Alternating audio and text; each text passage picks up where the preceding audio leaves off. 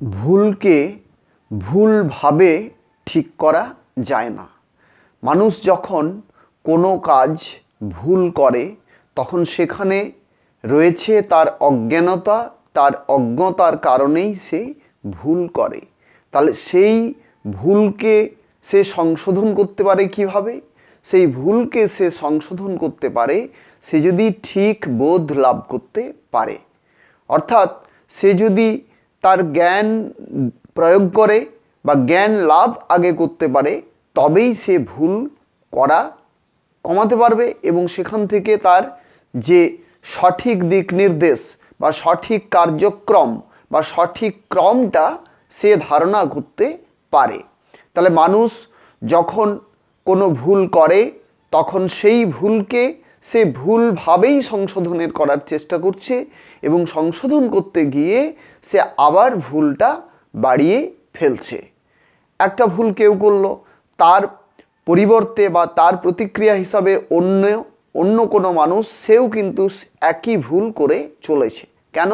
কারণ ঠিক নির্ণয় হয় যে ন্যায়ের দ্বারা বা ন্যায়ের নির্দেশ আসে যেখান থেকে, সেই ন্যায় ক্ষেত্র সম্পর্কে সঠিক শিক্ষা মানুষের নেই।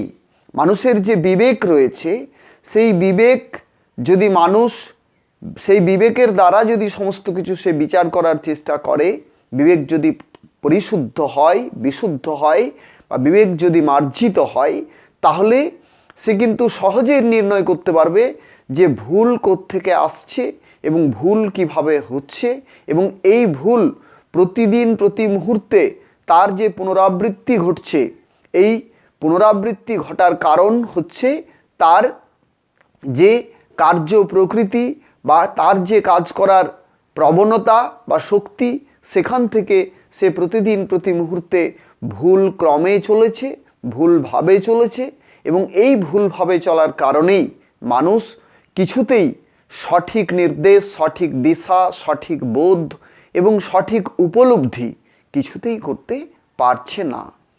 একটা ভুলের পরিবর্তে আরেকটা ভুল হচ্ছে, তার পরিবর্তে আরেকটা ভুল হচ্ছে। এই যে ভুলের যে পুনরাবৃত্তি, এটাই হচ্ছে মানুষের সমস্ত দুঃখ, কষ্ট, যন্ত্রণা, অশান্তি, সংঘর্ষ ইত্যাদির কারণ। তাহলে এগুলোকে একটা মানুষ নিজে ঠিক করতে পারে তার সঠিক যে বিবেক, সেই বিবেকের পরামর্শে।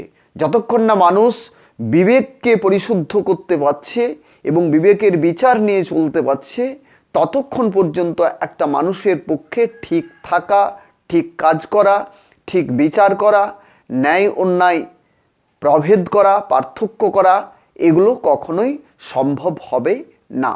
তাই মানুষকে ভুল ঠিক আগে বুঝতে হয়, তারপর মানুষ কাজ করবে।